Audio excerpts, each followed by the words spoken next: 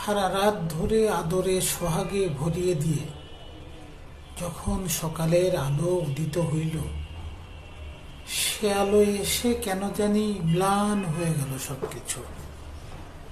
এখন আর চিনতে পারছে না। মনে হচ্ছে গত রাত তার জন্য ছিল অভিশপ্ত পাপের। সেই পাপ থেকে মুক্ত হতে এখন নিজের পরিচয় আলাদা করছে। বলছে, আমি তো তোমাকে চিনি না, বরং তুমি অনেক অপরাধী, অনেক তোমার অপরাধ। তুমি আগে পাক পবিত্র হয়ে তারপরে এসো।